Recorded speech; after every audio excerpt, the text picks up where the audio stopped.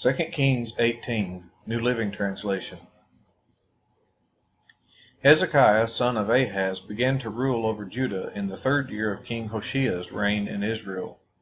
He was 25 years old when he became king, and he reigned in Jerusalem 29 years. His mother was Abijah, the daughter of Zechariah.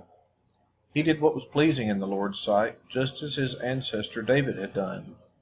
He removed the pagan shrines, smashed the sacred pillars, and cut down the Asherah poles. He broke up the bronze serpent that Moses had made, because the people of Israel had been offering sacrifices to it.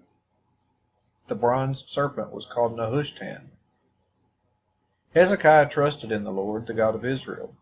There was no one like him among all the kings of Judah, either before or after his time.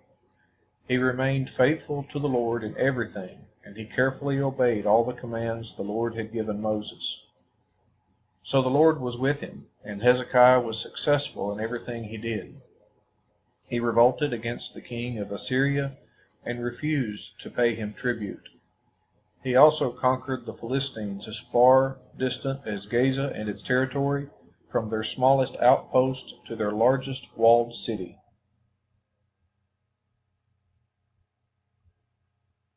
During the 4th year of Hezekiah's reign, which was the 7th year of King Hoshea's reign in Israel, King Shalmaneser of Assyria attacked the city of Samaria and began a siege against it.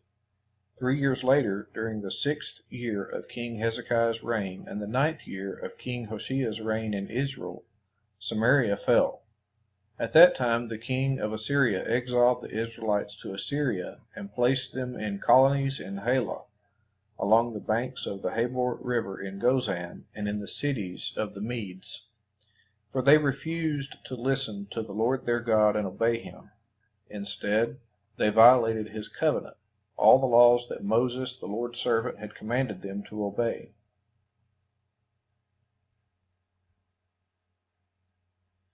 In the 14th year of King Hezekiah's reign, King Sennacherib of Assyria came to attack the fortified towns of Judah and conquered them. King Hezekiah sent this message to the king of Assyria at Lachish: "I have done wrong. I will pay whatever tribute money you demand, if you will only withdraw."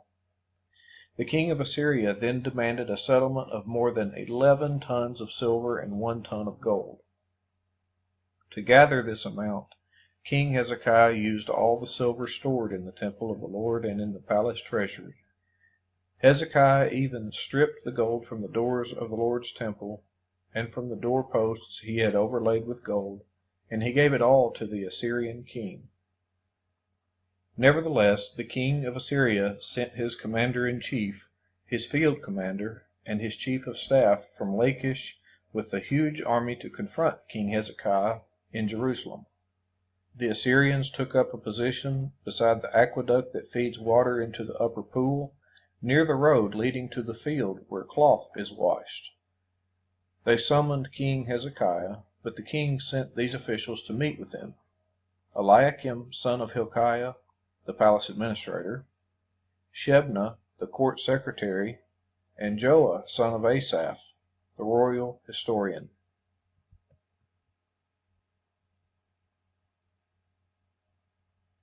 Then the Assyrian king's chief of staff told them to give this message to Hezekiah: "This is what the great king of Assyria says. What are you trusting in that makes you so confident? Do you think that mere words can substitute for military skill and strength? Who are you counting on that you have rebelled against me? On Egypt? If you lean on Egypt, it will be like a reed that splinters beneath your weight and pierces your hand. Pharaoh, the king of Egypt, is completely unreliable. But perhaps you will say to me, 'We are trusting in the Lord our God.' But isn't he the one who was insulted by Hezekiah? Didn't Hezekiah tear down his shrines and altars and make everyone in Judah and Jerusalem worship only at the altar here in Jerusalem? I'll tell you what, strike a bargain with my master, the king of Assyria. I will give you 2,000 horses if you can find that many men to ride on them. With your tiny army, how can you think of challenging even the weakest contingent of my master's troops? even with the help of Egypt's chariots and charioteers? What's more, do you think we have invaded your land without the Lord's direction? The Lord himself told us, 'Attack this land and destroy it.'"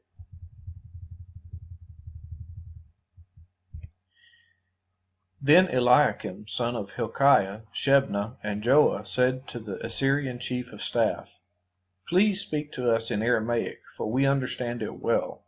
Don't speak in Hebrew, for the people on the wall will hear." But Sennacherib's chief of staff replied, "Do you think my master sent this message only to you and your master? He wants all the people to hear it, for when we put this city under siege, they will suffer along with you. They will be so hungry and thirsty that they will eat their own dung and drink their own urine."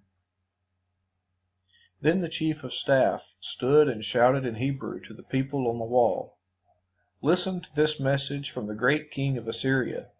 This is what the king says: Don't let Hezekiah deceive you. He will never be able to rescue you from my power. Don't let him fool you into trusting in the Lord by saying, 'The Lord will surely rescue us.' This city will never fall into the hands of the Assyrian king."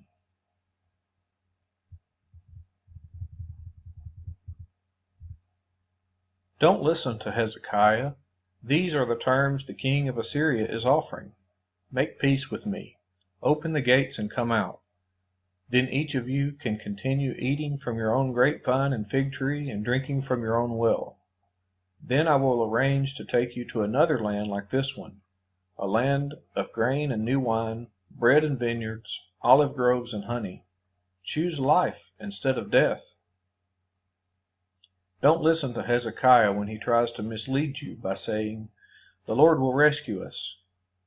Have the gods of any other nations ever saved their people from the king of Assyria? What happened to the gods of Hamath and Arpad?